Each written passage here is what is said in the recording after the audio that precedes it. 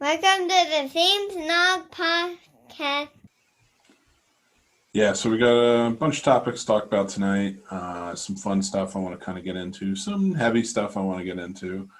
And I would love to know your opinions on everything. Absolutely. As always, just please speak up, comment. I want to hear it. And also, if you do me a kind favor, please like the video if you enjoyed it, and hit subscribe button. That helps us go a long way with monetization and things like that.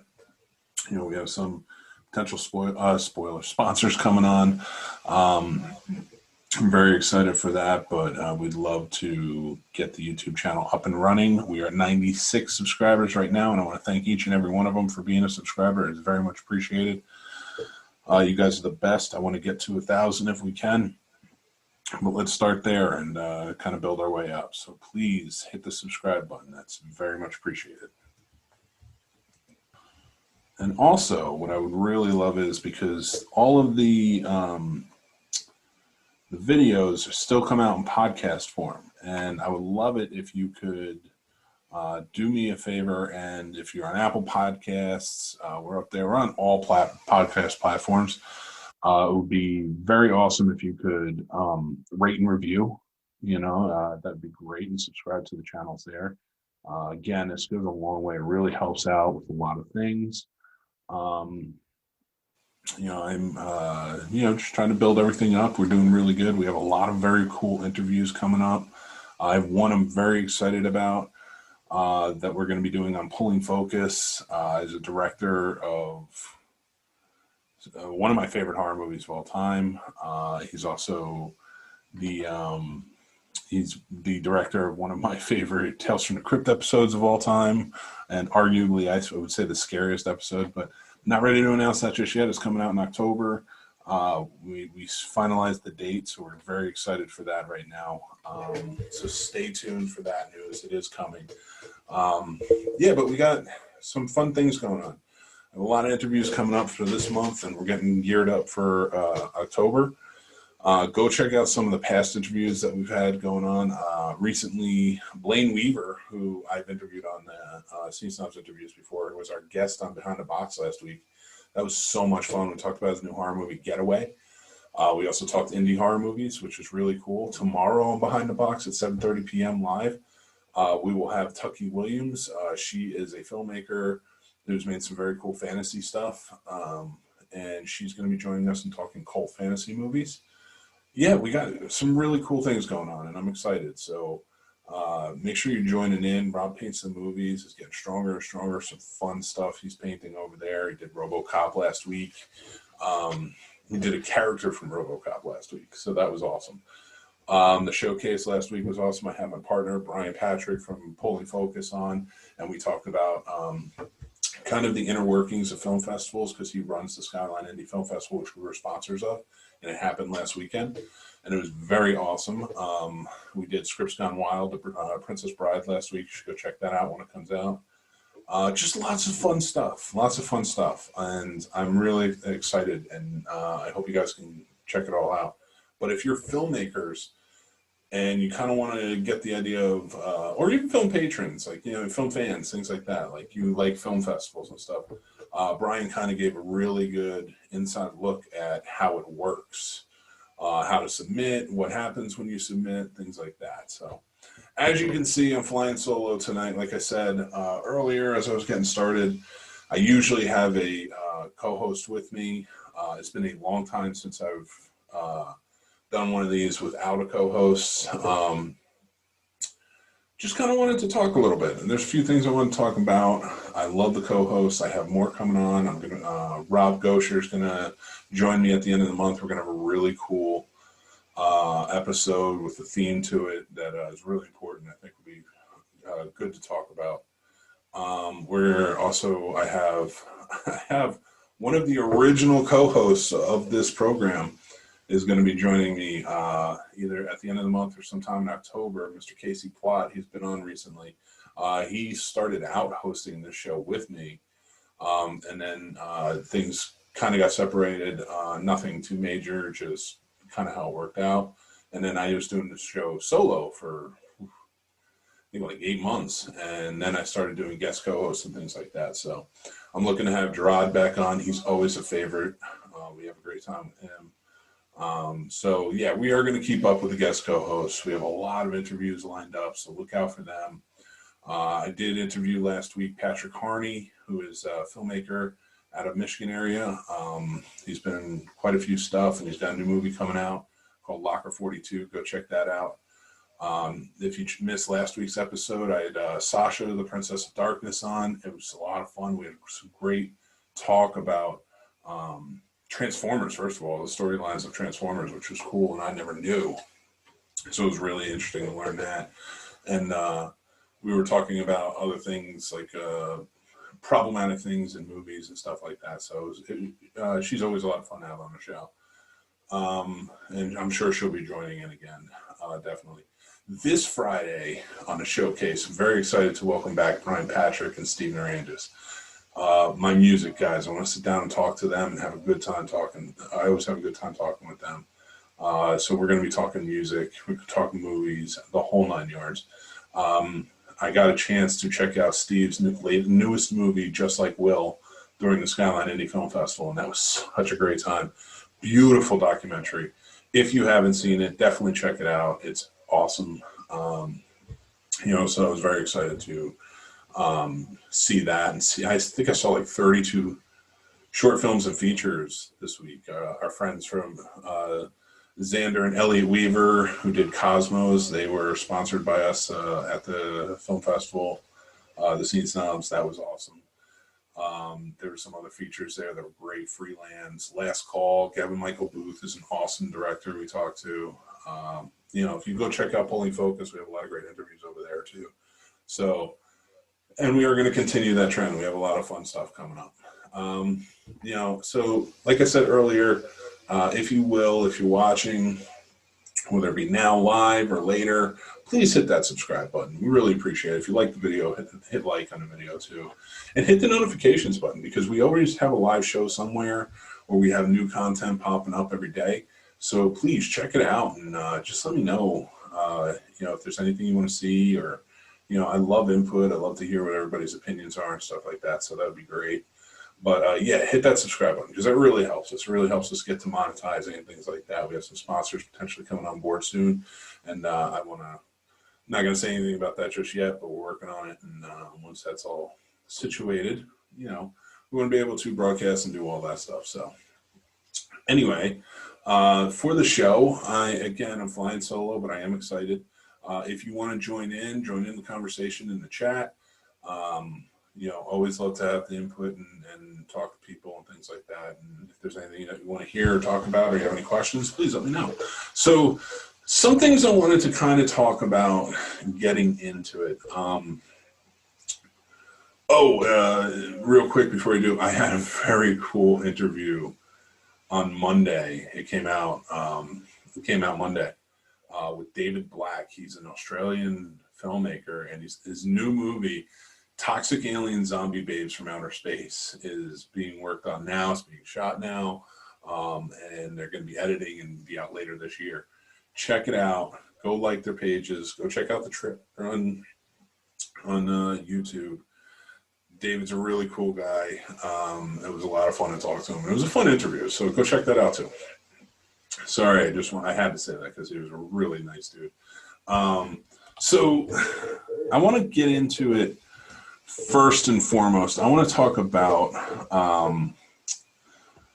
Chris Evans. So Chris Evans, now, I don't really like going for all the controversial stuff or anything like that. It's just not really my speed. What I want to talk about when it comes to Chris Evans, I don't care what pictures he posted or anything like that. It was an accident. I don't think the guy should be dragged through the mud in any way. And it's stupid to do so. I think it's just low. It's aiming low, and that's not cool. If the guy took a picture or something, who cares? We all have. We've all done crazy stuff. I haven't, because nobody would want to see anything I got anyway. I'm just being mean, but to myself. But my point here is I'd really like to say to the fans who jumped on and was like, we're going to flood the internet with pictures of him, like with his dog or as Captain America or whatever. So I saw some mean memes come out, but I saw a lot more fun stuff. And that was really, really fantastic. I just really enjoyed being able to see all that stuff. So I have to give it to the fans big time for kind of sticking up for Captain America. It was a really sweet thing to do. So, like, I know I posted Chris Evans' Chris Evans' picture as a topic, and he's not so much the topic. I do want to say one thing. His response was fantastic, and I commend him on it. Like, to say, now that I have your attention, vote. You know what? He used his platform. He used it properly. The eye was on him, and he said, you know what? I'm going to use this for good. So, I commend him.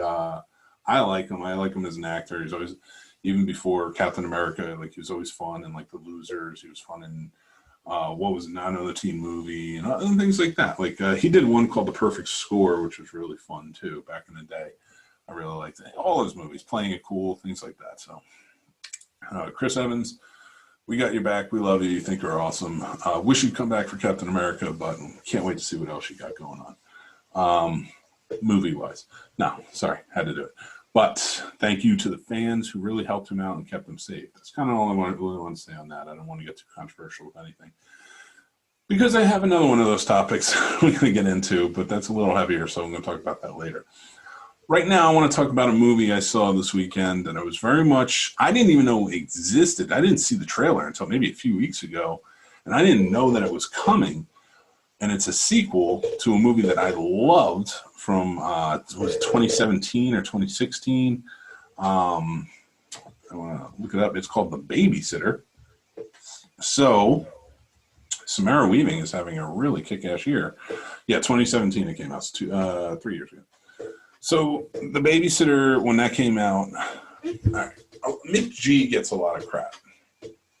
And for a lot of his stuff, Mick G is not great at things. So, but I don't have a problem with Mick G. He's just not great at everything. Like, when he did the Terminator movie, he's not a Terminator director. His type of style, and I don't think it's bad that if you kind of try to branch out and do something new as a director, but you kind of got to know your wheelhouse a little bit when you're doing it. His style is fun movies. They're just fun movies. That's it. Like, he can do really fun, like either horror or comedy, stuff like that. And that's kind of his wheelhouse, and The Babysitter proves that. And if you haven't seen The Babysitter, go and watch it. It's fantastic. I rewatched it. I did a double feature. I watched The Babysitter and I watched Babysitter Killer Queen, which just came out last Friday. And I was going to do a Scene Snobs review on it, but I wanted to save it for this.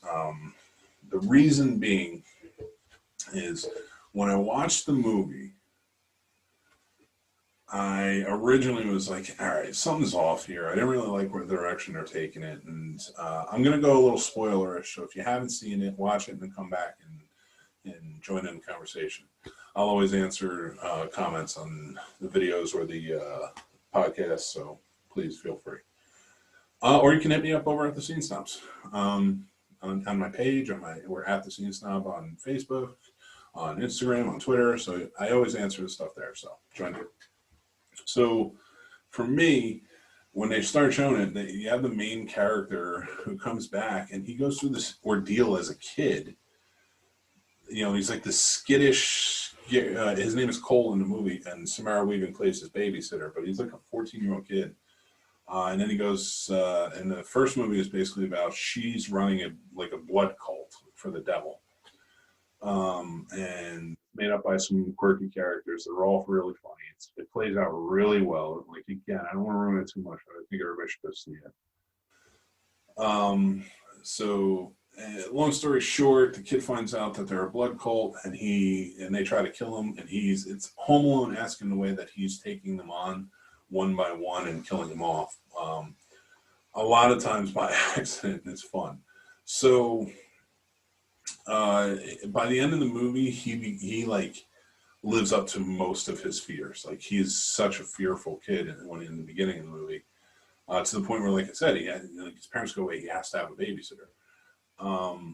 And then at 14, so they go on and at the end you're like, all right, this kid overcame a lot of stuff. Well, then they start the sequel off, and this is where kind of like it started falling apart. Like they played it all off as like none of it ever happened. She covered up everything, and I guess got away or whatever, because she was a demon in the movie. You find out ultimately. And like nobody ever believed his story. Like he had a friend that was involved, and he had a couple of friends that were involved, stuff like that, and and it all just kind of worked out. Like you were happy at the end of the movie because you're like, yes, this kid became, sort of a badass by the end of it. And then in the sequel, you're just like, okay, it's 2 years later, and he's still the same guy. Because nobody believed him. In fact, they think he's crazy. And like his one friend that was there, who she's like, oh, well, I didn't really see anything. And it's like, okay, you were just getting chased with a shotgun, but sure. All right. Yeah, well, we'll go with that route. So, but it turns out that like, yes, she is involved in the sequel. She is like one of the main bad guys. And for some reason or another, I don't think it's ever explained, like all of like the quirky characters that Blood Cult come back, and there's new members of the Blood Cult, and there's it's very silly. It is definitely not as good as the original. But at the end of it, I didn't mind it as much. Is it a good movie? It's an okay movie at best.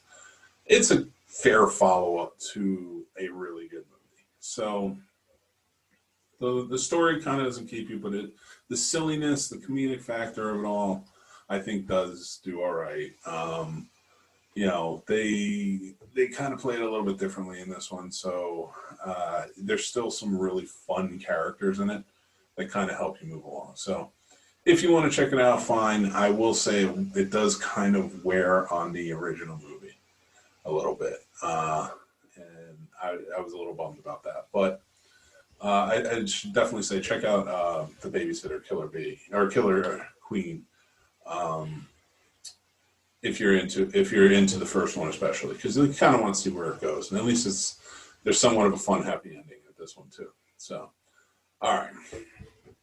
So, talking about Netflix, I talked about the good thing about Netflix this weekend that I walked away from, I guess, is one way to put it. Now I got to get into this whole debacle of what's going on with Netflix and the cancel Netflix thing. All right, there's this movie Cuties. It came out. I guess it's a French film. I have never seen it. Okay, I didn't want to see it. It's not even a movie. I think if nobody said anything about it, I don't think I would even notice it on Netflix. There's so much stuff. Netflix is not my main go-to anyway. Mostly for TV shows that only Netflix makes. And if I can't find a movie anywhere else, and what I do is I have a Roku, so I'll go to their search menu and I'll hit whatever movie I want to watch. And if it says it's on Netflix, I will go to Netflix because I have Netflix. Other than that, I don't go there for really anything else unless it's, like I said, unless it's like a TV show that Netflix puts out. I don't surf Netflix. I don't really know, like, again, if it's not, like, the Babysitter Killer Queen I didn't even know that was a thing until, like, 3 weeks ago. And I liked The Babysitter, so for me, I was like, okay, I'm interested, so I watched the trailer. I do watch a lot of Netflix trailers that are upcoming because I want to see what they're going to be putting out. But it's mostly horror movies. I don't really check out anything else. Sometimes they're dramas, things like that. Like there's a new one with Tom Holland and Robert Pattinson I want to check out. I think The Devil Knows You're There or something like that. I want to check that out when it comes out. So, but I don't really get too far into it. So for me, Cuties was not on my radar. In fact, the first time I heard of Cuties at all, I watch a lot of video podcasts like this and stuff like that, just to, you know, A, because they're interesting, because they're talking about things that I'm interested in. I like different opinions and stuff like that.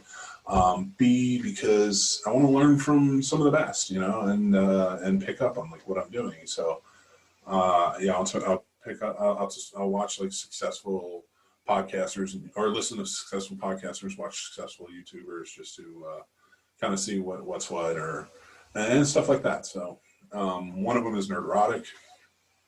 Although I don't 100% agree with his views on everything,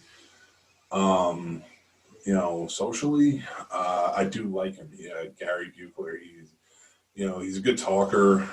He covers a lot of topics. Again, there's not a ton of things that we agree on, but I don't need to agree with somebody to listen to them, especially if they're easy to listen to and engaging. So I do enjoy his show, and he had put something up about the movie Cuties and the outrage that was going on about it. And this is maybe like 2 or 3 weeks before. I think it was like when the trailer was released for the movie. It might have even been a month ago. There was a lot of backlash just from the trailer, which I still have yet to see. I haven't watched it. You tell me a movie Cuties, I'm not really like. It doesn't even sound interesting to me. I don't. So I did read up on it because the whole cancel Netflix thing was huge. But my whole point of this is there was a lot of outrage going on. I was like, okay, well, I do this and I want to keep up with the times and what's going on. So I looked into it, and it was, it's pretty crazy, everything that's being said and everything about the movie that's being said. I refuse to review any movie or judge any movie I haven't seen. There are many movies, like there's a movie called a Serbian film. I will never watch it. I'm not going to call it bad. I'm not going to call it good. I will never watch it. I've read up on it, and I've met the filmmakers and things like that. And I'm not trashing it. I'm not saying it's bad. I'm not saying it's good. I'm not saying anything. I'm saying it's something I prefer not to watch, so I never will. I will say the filmmakers were nice. I talked to them years ago. I think before the movie even came out, they were kind of just like promoting it. Again, I didn't really know anything about it. I was working with the website at the time, and they were cool. And I just like talking to filmmakers, so that was fun. So neither here nor there. But the reason I do this is because years ago, when I was in film school, there was a prominent, at the time, movie reviewer from a website that came into our class.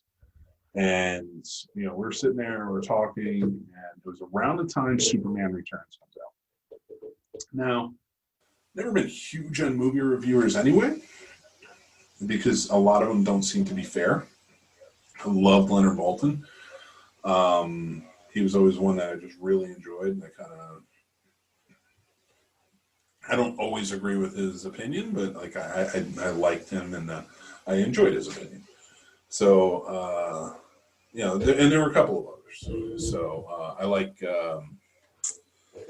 Kevin McCarthy too. Kevin McCarthy is a really fun interviewer from Fox, and he's a really cool movie reviewer too. And he's very optimistic and upbeat, and I like that. There are a few out there that I really enjoy. A lot of them I'm friends with on Twitter and stuff like that, so I just get along with. Now, my point being, though, is I was sitting in my film class, this movie, again, I'm not going to put out his name, I'm not going to blast anybody or anything like that, but like he came in to talk to us about being a movie reviewer, and, a well-known one. And it was the weekend Superman Returns was coming out. So it was like the Wednesday before it was coming out. And I said to him, I was like, hey, have you seen Superman Returns? What do you think? I was like, I'm anxious to go check it out. I like the look and stuff like that. and he trashed it. Like, we were just having a conversation. Like, there's a few of us in it in the classroom, and this is before like he started, and he trashed the movie. And I was like, well, you know, you're just saying like it's terrible, it's this, that, and the other thing. And I was like, so what didn't you like about it? He's like, well, I haven't seen it. And I'm like, and I got mad. I got visually mad. Like, the guy was like stunned. I guess when you're 6'8" and you're as big as I am, like, you know, people are just kind of like, okay. I wasn't going to do anything, but I was mad because I don't like that. I was like, you're trashing a movie you haven't even seen, and you don't know if it's going to be good. I don't like that. That's just terrible, and that's not professional at all. So, long story short, I always said if I do movie reviews for anybody, even if it's just talking to a friend, I'm not going to trash something I haven't seen. I will just say I don't want to see it. I'm not interested in it, but I'm not going to trash it or say that it's bad. So that's what I try to do here. That's why you may not see me do every movie review that's out and get a review. I don't go to see everything, so I'm not going to review on it. I'm not going to say you should go see it or not. I may talk about the trailer and stuff like that, but I can never talk about the movie. I can only say what the trailer made me feel. With that, again, I talked about Cuties earlier, and I didn't even know it was a thing until I saw Neurotic's report on it. And, you know, he was kind of trashing how could this be, blah, blah, blah. And he wasn't trashing the movie. He was just saying, like, the content in the movie that's coming out and being talked about. And the trailer, again, something I still haven't seen. He was talking about things like that, and I was just like, wow, I mean, it's just not something that's interests me. And then I got to thinking about it. I was talking to my wife about it a little bit, and I was like, I don't want to review it. I don't want to see it. It just seems really controversial, and it's just not something I'm interested in. Everything I'm reading, you know, it's off-putting. And a coming-of-age tale for, you know, young girls isn't for a 38-year-old guy anyway. Like, I'm not going to get anything from it. Watching Goonies is something I can relate to, you know. It's the same with the movie 13 that came out in 2003 with Evan Rachel Wood and I cannot think of her name. Holly Hunter. Holly Hunter was in it. She was nominated for it. That was another one that was like coming of age. I know they were young and underage, and there was a lot of sex, drugs, and there was some controversy behind it, but it was like a really well done movie. I remember working in the video store at the time, and, you know, a lot of people were asking for it. Again, it was not something I never even saw it because, and again, not to put anything down. I'm not saying, if I say I didn't see it, it's not because it's bad, it's just because it wasn't for me. Again, I'm not going to relate to a women's coming of age story, a young girl's coming of age story. So it doesn't interest me, is really what it comes down to. So now with Cuties, there's some of the things that were coming out about it was like, well, I guess they're a dance troupe. And I've read up on it, you know, and again, so they're a dance troupe that kind of goes out and they do like sexual style dancing. And I think it's from France that they're doing it, a bunch of 11-year-old girls. And I was, you know, it doesn't really boggle my mind because, you know, I've had nieces and cousins and friends' daughters and stuff who do that dance school stuff that, you know, they're in like two-piece sequin tight dresses and they're dancing like humping the stage and stuff. It's really weird. It's working. Like I've always found that weird. I dated years ago, I dated a dance instructor, and she even said to me, she was like, this is not dance. This is not how you do things. Like, this is just what they teach, you know, like when moms are looking, you know. So again, that wasn't my opinion. That was what I was told by, you know, somebody I trust because she was a dance teacher and she was more classical style and such. So she was, you know, she always just said that's more trash than dance. Again, not my opinion. I never really took to it. So with Cuties, the reason I wanted to talk about it was it's there. Everybody's canceling Netflix, and my biggest thing is, do we cancel Netflix for this? Netflix put it out, yes. There's a filmmaker that went out, yeah, I guess Netflix put the money forth towards it, and they are distributing it. Or if I can't even say with a surety that they put the money forth towards making it, just distributing. So I don't want to hold anybody to that. What I'm saying is, they picked up this movie. It's a foreign film that is very controversial, and now everybody's saying cancel Netflix. Should we be doing that? Is this a mob mentality type of thing where people are just like jumping on a train and saying that we should cancel it because it's pedophilic and things like that? Like, again, I haven't seen it, so I don't know how pedophilic it is. I've read some things and it sounds bad. It really does, but I have to reserve judgment for something I haven't seen personally. I don't know that I should be boycotting Netflix for this. So I'm kind of torn. I'm like, and why would Netflix stick with it? You know, should I? Again, I don't even want to watch it. Like a lot of things I've read, but so I'm really torn about it, and I just kind of wanted to have that conversation.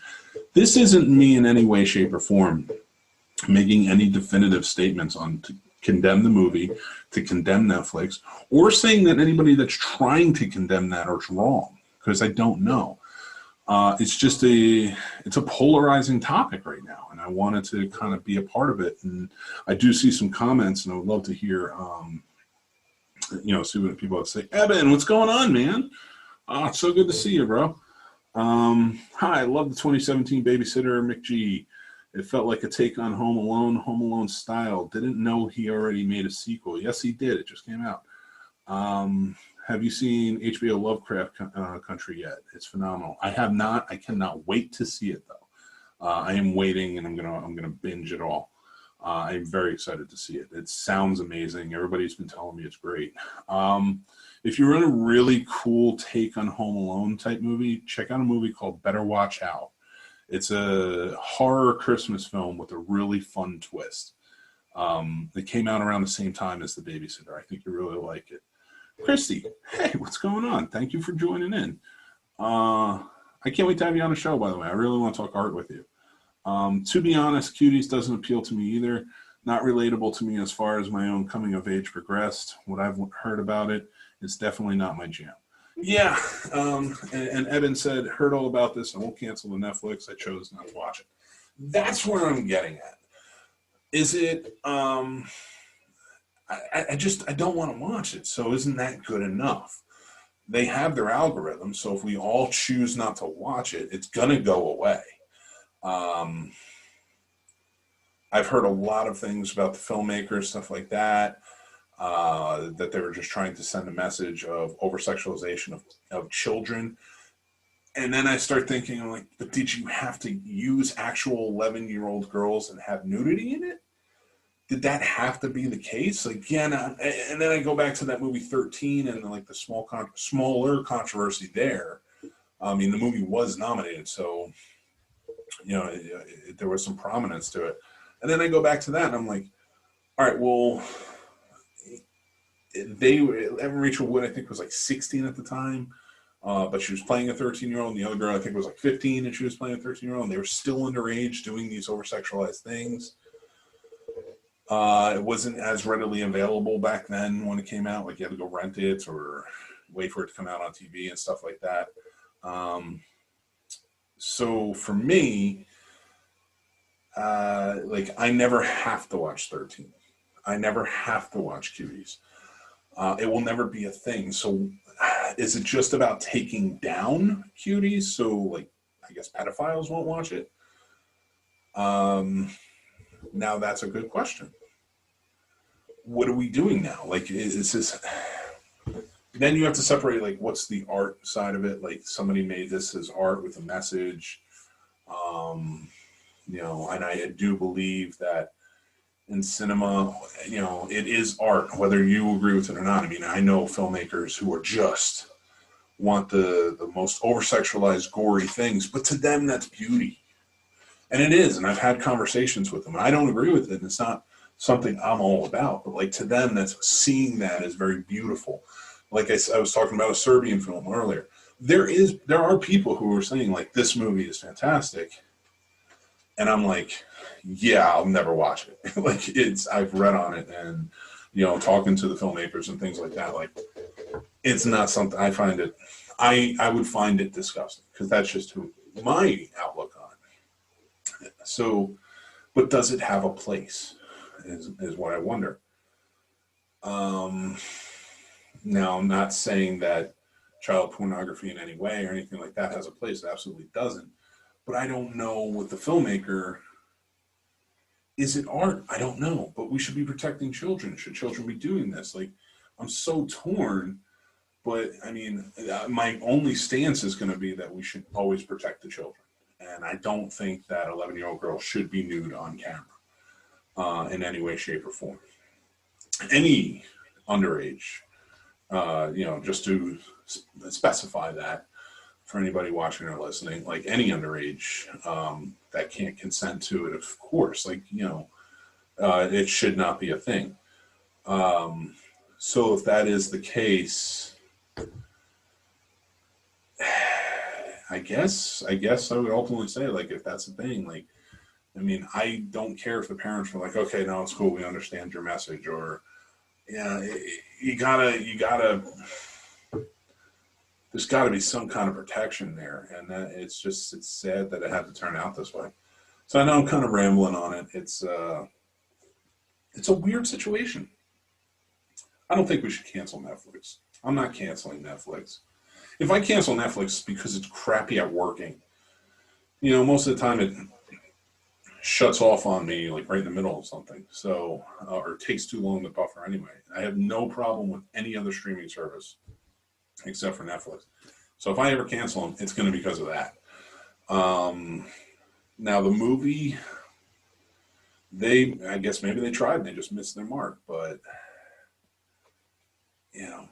I would like to think that the same company that would fire Danny Masterson from the ranch because of the rape accusations, especially within their own company, and other sexual assault accusations and stuff like that, would at least be smart enough to look at a movie like this and say, yeah, we really don't want on our platform something like that.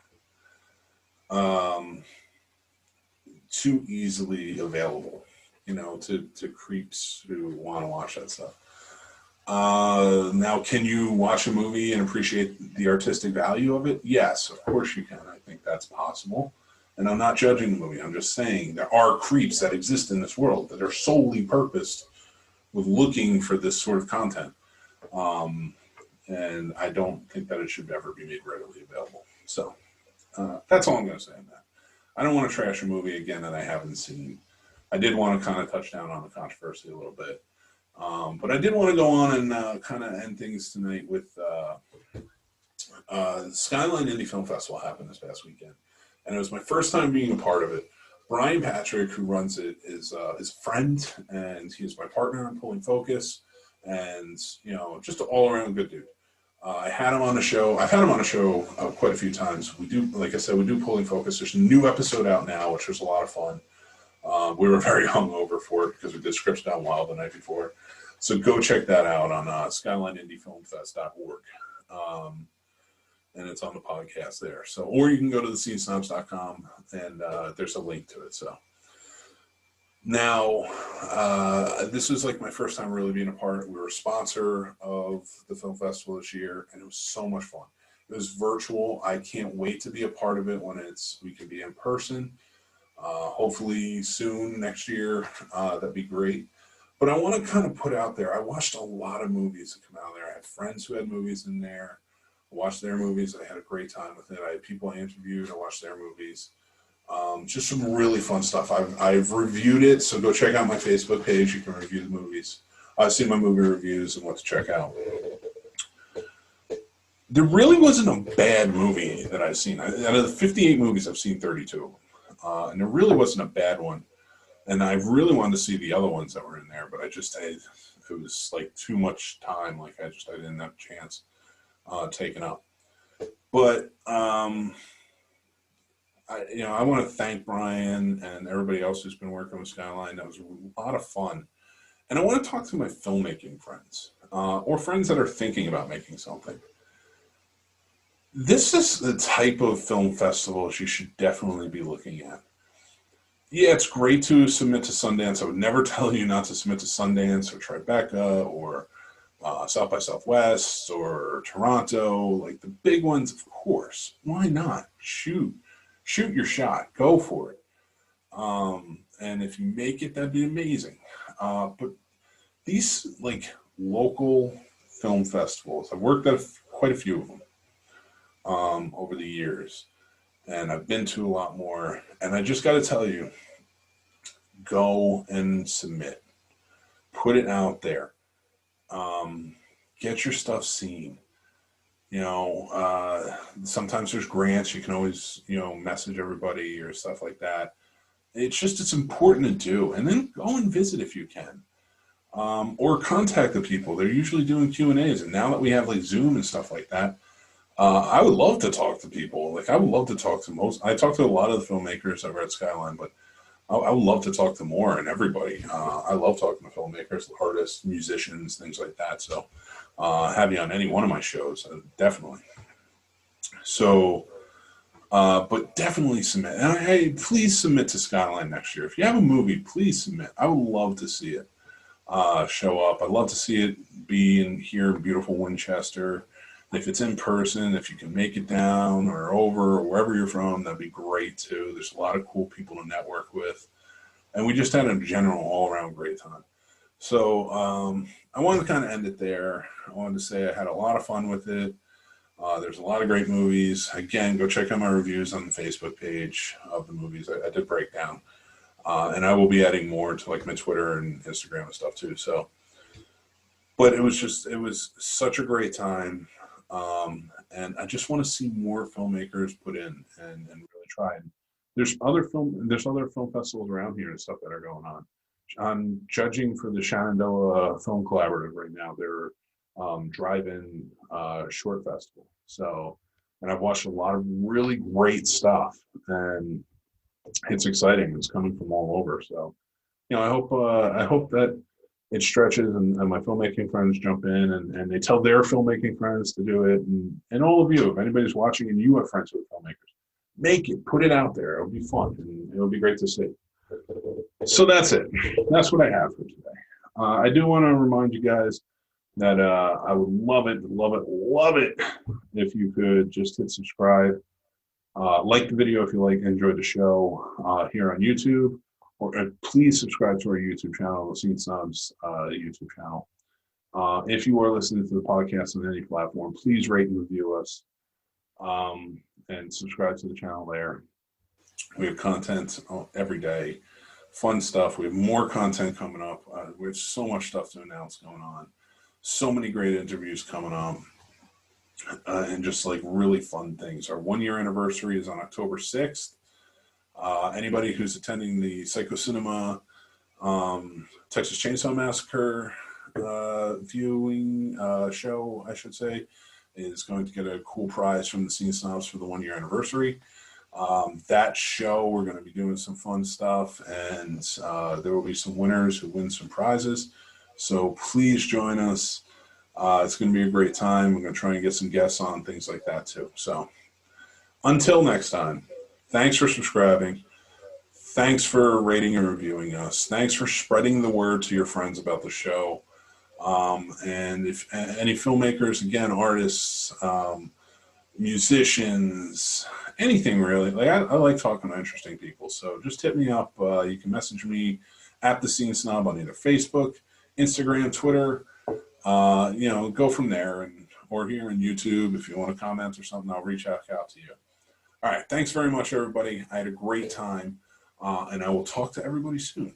All right. Oh, remember, tomorrow is Behind the Box, 7:30 p.m. We will be live. So please join in. We have a special guest, Tucky Williams. She's a filmmaker who makes some very cool stuff. Dagger Kiss is one of her top ones. So, yeah, join in there. That's going to be a good time. All right. Thanks, everybody. You have a good night.